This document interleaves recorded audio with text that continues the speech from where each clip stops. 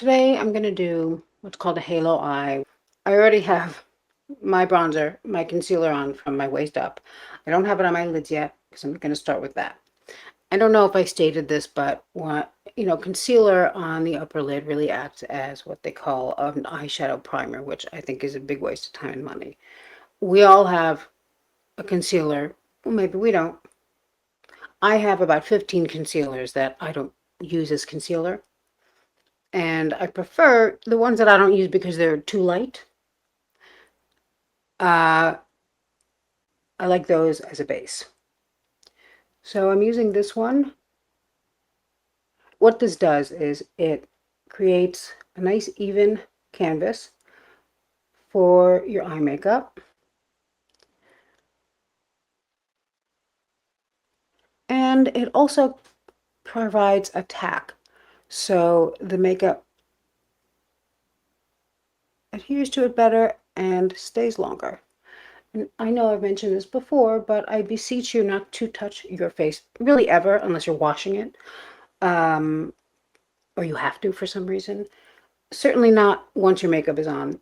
Really try to get into the habit. I don't even know what my face feels like. And I don't know what my mother's face feels like either because, I mean, she's a very affectionate woman. But if I so much look at her face, like I'm going to touch it, things get pretty ugly.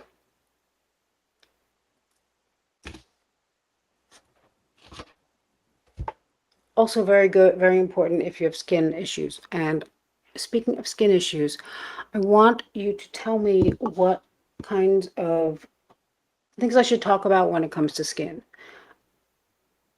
I'm very lucky with my skin. I always have been, and I'm very grateful. But I take care of my skin, and there are certain things that I really believe in that work, that are not excessive, they're not invasive, the basics, and a little extra, of course, because you know me. Anyway, let me know if you have any things. There was there now I forget from whom, but there was one comment that we kind of got into what her issues have been and stuff like that. And I had some thoughts after that, and I was like, yeah, I do have some thoughts, of course. I did a video on my other channel, and I used this color palette, this type of color palette, and this kind of halo look. And I got so many requests for a tutorial that's when I did that one very short eyeshadow tutorial. So I thought I would do it again. The color I'm using it's like a dusty lavender. And as a matter of fact, this is called Lavender Smoke. I, of course, at first thought it said lavender snot. I was like, oh, whatever. Um, Now,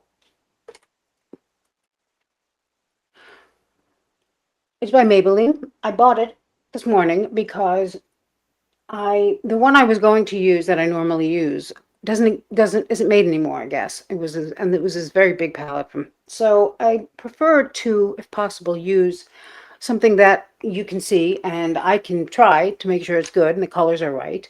There's a makeup store around here called Alcone NYC. It's originally for professional makeup artists, but everyone goes now that Instagram exists.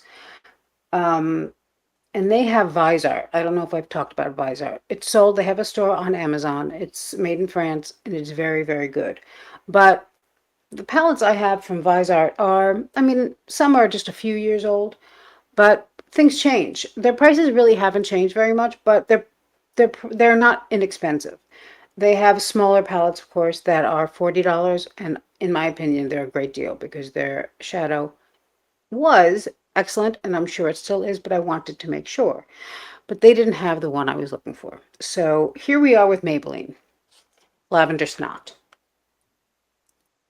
And I have the link on Amazon, should you be interested. Now I'm going to start, this looks very light, this color, but I'm going to start with this light color on the upper brow, the upper lid and brow bone, and avoiding everything else because that's where I want the next color I use to adhere.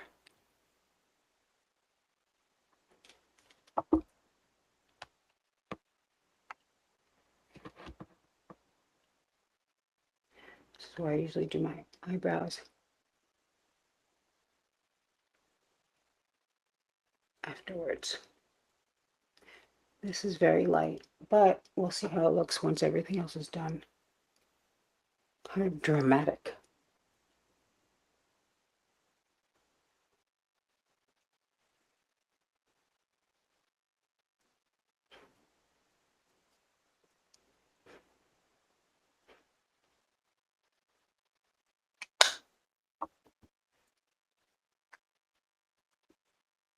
This is where that fluffy brush that I always use comes in handy also. First I'll do it clean.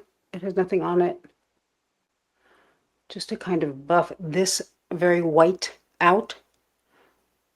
So I don't look like Ruth Buzzy on Laughing.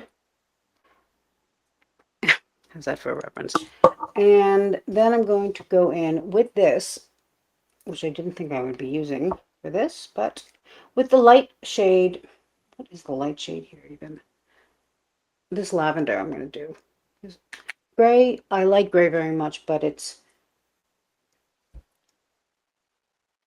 going to have to go in after the lavender because I don't want it to stand out too much. It can be a little bit dulling.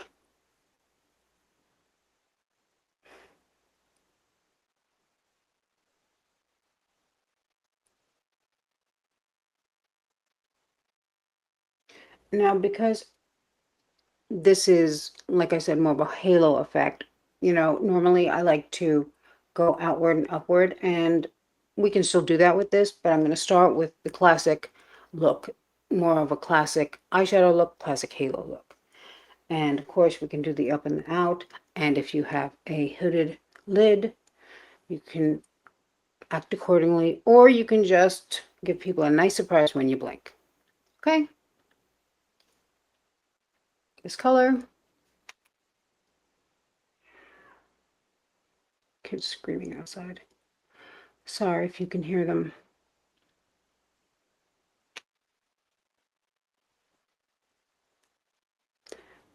I think while it's good to have a color nice and light, and you can't really see it here, but this very light one has like I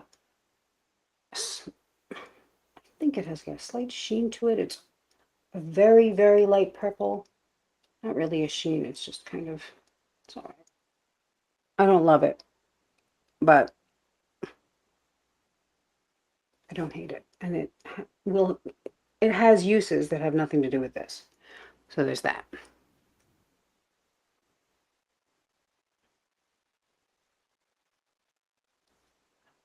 Now, because I'm going to try to use this palette for everything, I'm going to go in with this dark color again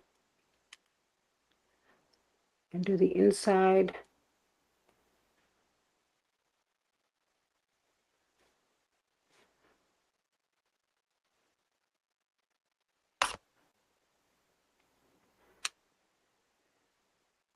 And outside corners, kind of creating a little dimension there.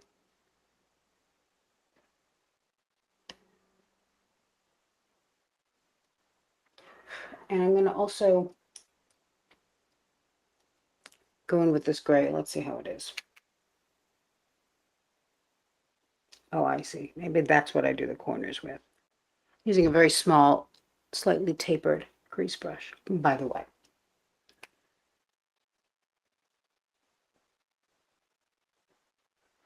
And the brush sets that I listed on Amazon, I believe, have one of every kind of brush I use.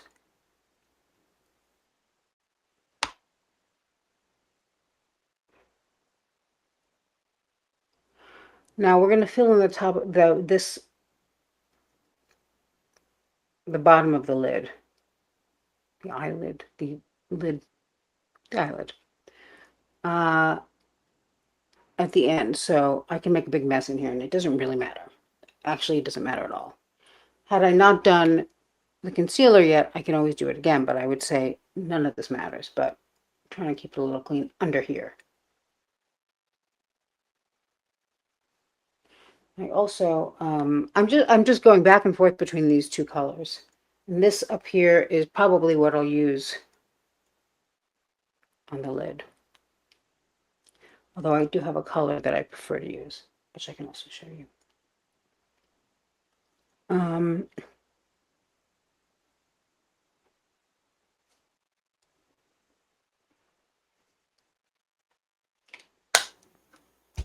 Now, before I make too much of a mess, what I'm going to do is I'm going to show you, I didn't put any powder under my eyes, and I also, unlike the top lid, the bottom lid, it's better to wait because you don't want, unless you have very dry skin and specific issues, unlike most of the issues that most people have, you don't want the powder to stick too well. You want it to kind of just be a dusting. That said, I'm going to do more than a dusting here, but I'm going to use a pressed um, blurring powder. There are many good ones. This one is decent. It's by a company I don't know called ATHR. It's very quite good. This is a sample that I got. I wanted to show you this. It's kind of dirty, but this is one of those felt puffs. And whether or not, I mean, you can also, usually I just take a fluffy powder brush and go in there and do basically what I'm about to do with this, but not as extreme. But I wanted to show you what this does and why this is always the pattern I follow. So I start here and I use the powder up mostly doing this because this is something that I am generally against, but this does it without doing it, which is nose contouring. And it's kind of the opposite of nose contouring because usually I think they put the dark on the outside, but it just really looks, it makes a polished face. And then I go here.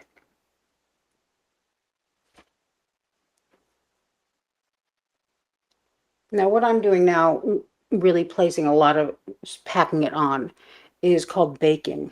And it was originated by drag queens. And they usually do it here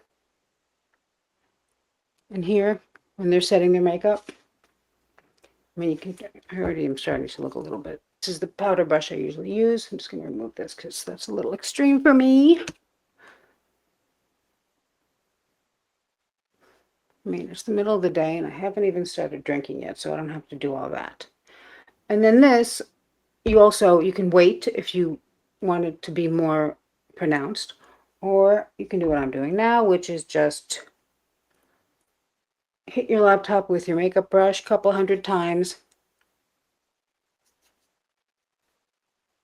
and brush it right off. But for me, what this does through here is really interesting and successful. I'm just going to put a little bit more here because I'm shiny. I put a self tanner on a few hours ago and doing its thing, also making me a little greasy looking. And that's another thing we can talk about, self tanners. I'm curious if any of you use them, which one you use, why you like it, why you don't, stuff like that. I know I can already hear you being like, we can't be not bothering with self tanner. Or if you sit in the sun, that's fine too. You know, most Americans, maybe most people, I don't know, but are deficient in vitamin D, or a lot of them are. Okay, first we'll try, maybe I'll do one eye each, but first let's try this. So this is the look, you know, as I said, darker in the corners. Uh, Crease. I really like this color, this dusty lavender. It's flattering. It's a nice change if you don't use this color every day. It's flattering to all eye colors. It's just a nice change of pace. So let's try this in the middle.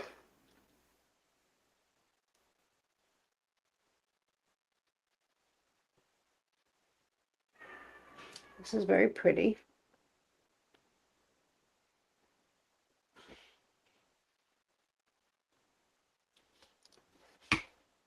But I prefer something.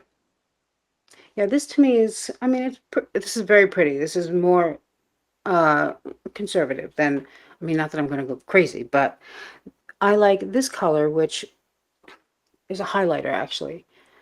And there's something similar on Amazon, which I can link. I don't know if you can really see.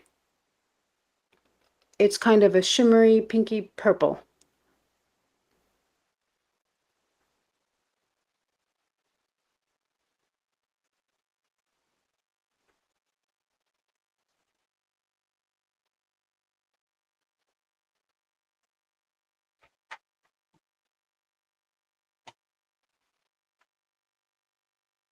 And I really like it. It looks great in person. You're just gonna have to trust me on that.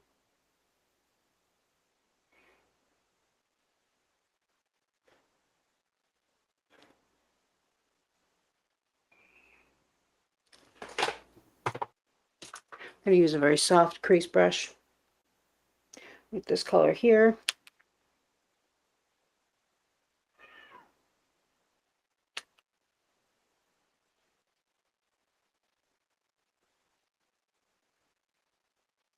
So this morning when I was at the drugstore, the Duane Reade drugstore, which is our Walgreens, they're affiliated with Walgreens.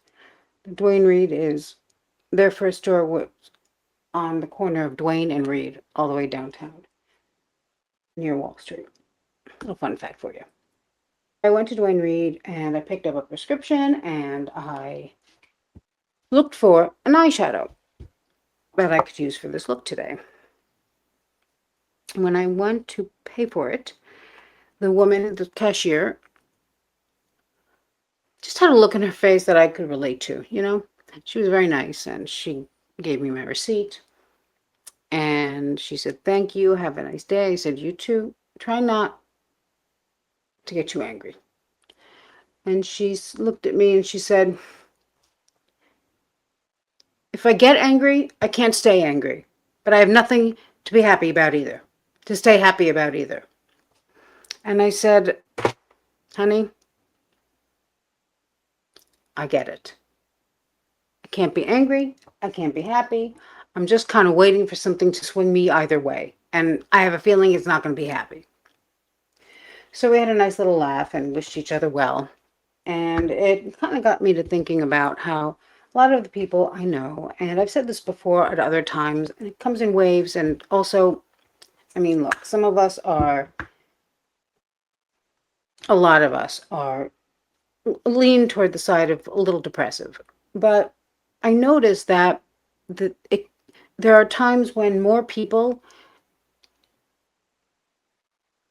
in our community and in the world that we know are feeling not great than others. And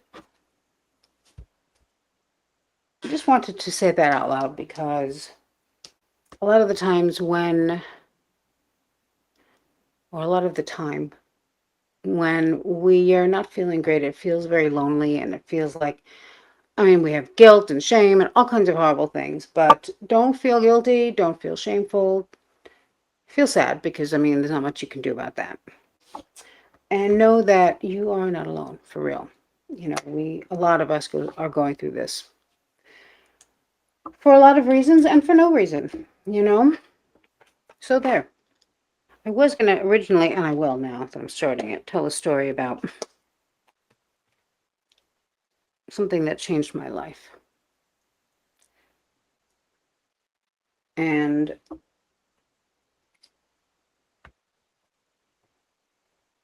that something is that this is not it, but I'm setting it up. When I first got married to my now ex-husband, we bought a beautiful apartment and we had it renovated. Not a gut reno, just, everything was new. And one morning, when he was finally leaving for work, I went to walk him to the door to kiss him goodbye.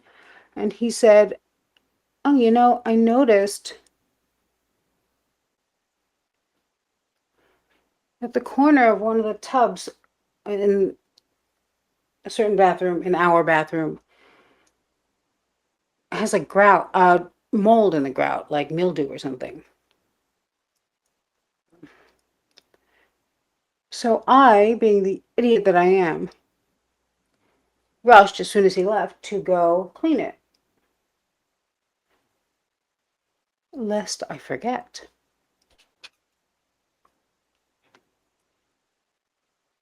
And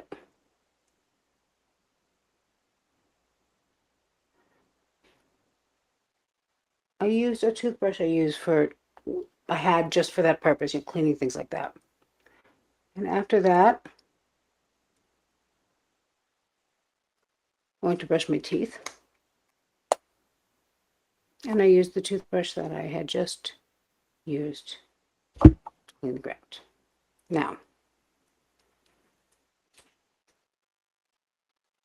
to me, this was the most disgusting thing that could. I was so intensely disgusted by this. I was so grossed out. I mean, I spat many times. I rinsed my mouth. But during that process, I was thinking, what now? Like I remember leaning on the sink and thinking, get a grip of yourself, because I mean, these are your choices. You can end it all now. I mean, just decide that this is too much. You can't.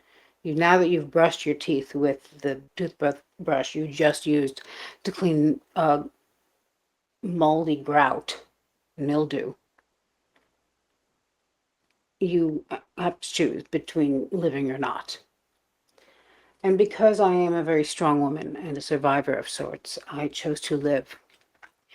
And the reason that I was able to struggle through, to make it through this tribulation and trial that it was I thought, well, nothing this disgusting will ever happen to you again. And you know what? It really hasn't. And I mean, disgusting things happen to all of us. You think you may have swallowed a bug, whatever it is. I can always think of that toothbrush, that grout toothbrush, and I think, you know what? I've been through worse. That's not really knowledge I'm sharing with you. It's just a story of survival that I thought you might appreciate. You're welcome. Now, in case you haven't noticed, this is not a very intense lesson. I'm just kind of doing my makeup and talking. Now I'm going to do the lashes because I love these lashes. As I said, a lot of them they don't stick around forever, but I do keep updating the link on Amazon in case you are interested in them. Also, before I forget about the grout story, I told my bestie that I was going to tell that story, which isn't really much of a story. And she said, make sure to ask them what their most disgusting things are. She's a sick kind of curiosity. They're all pretty much good, these lashes. The glue stays on pretty well. They're pre-glued, and it doesn't irritate my skin or my eyes or anything. But every once in a while, there'll be like a row that doesn't stick well.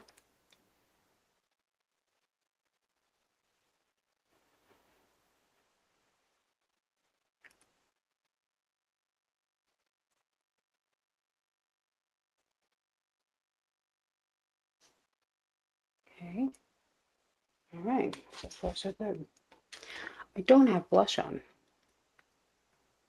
I'm ashamed to say.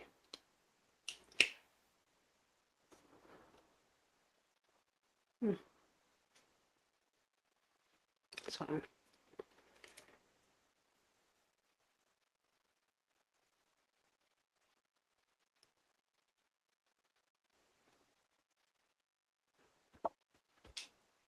I didn't curl my lashes. I don't always do it.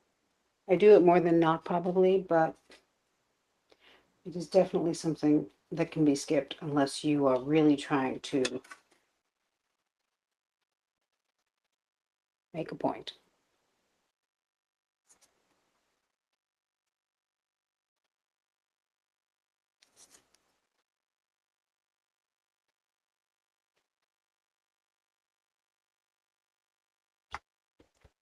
So hot and disgusting out here. It is humid. Oh, everyone is really pretty miserable. Maybe that's why everyone's miserable. It definitely doesn't help. I got a text yesterday, and And those of you who follow Sarah Boone will understand the extra horror of it. It said, "Hi, this is Sarah. Do you want to talk about the situation in Israel?" Now, I'm not on any lists that would lead anyone to come ask me about any current events at all. But I would rather get a text from a random stranger letting me know that I have herpes than to get any of this. First of all, the name Sarah, which I love. I think it's such a beautiful name. But my comment, when I see the name Sarah come up on a text, my first thought is Sarah Boone. And nobody wants to hear from her. And I would really rather talk about almost anything than anything that's in the news right now. I saw a woman this morning, I mean, I'm going to say a sane woman. I assume she was dressed like a normal person and she sounded like a normal person, except for she was screaming so loud on her phone that she really didn't need the phone. And what she was screaming was, I hear about, I don't know what she was referring to, but she was saying, I don't want to hear it anymore. I hear about it all day and night on the news. It's enough. It's depressing. I don't want to hear it. I don't want to talk about it. And I was like, yes, whatever it is. Ditto. Putting 3 of these on, then I'll put you out of your misery because I'm almost done. But I do like this a lot. I think it's really nice. And I think that I'll also add in the links some this and you know this is very dramatic, this light color up here that's included. I would actually use a face powder instead of that. Translucent anything, just not that. It's too light. It would be really nice for the inside corners. We can do something else with it if anyone's interested, but this is another one of my favorite mascaras. It is Telescopic by L'Oreal. And mirror. So I'll get it on my nose again. Not that a mirror is going to stop me. I didn't do a lower line on, I didn't do anything on the lower lid.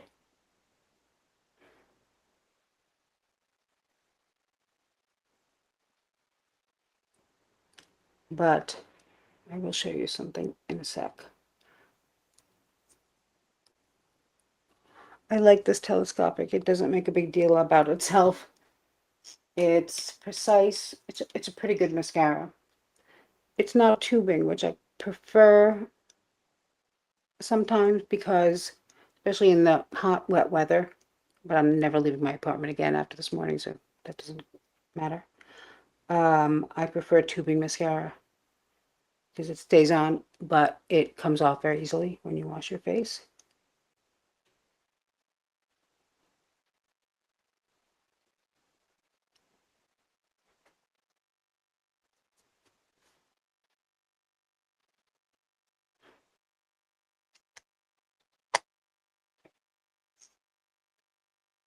Taking this color that I used on my lid, I mean, if my mascara is still wet, it's going to be a big mess, but let's go for it.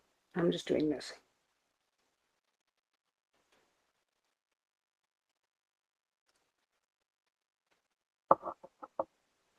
It's very pretty, I think.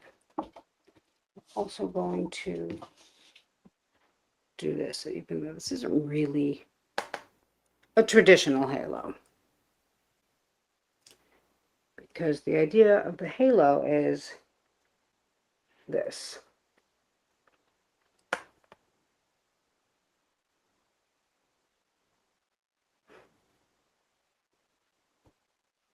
All right, done. Now I'm going to do another mascara over my lower lids. This is a new one I'm trying out. I think it's good, but it's not 100% sure yet. It is Korean, I believe, and it is a very interesting brush. It's a metal brush with like ridges in it.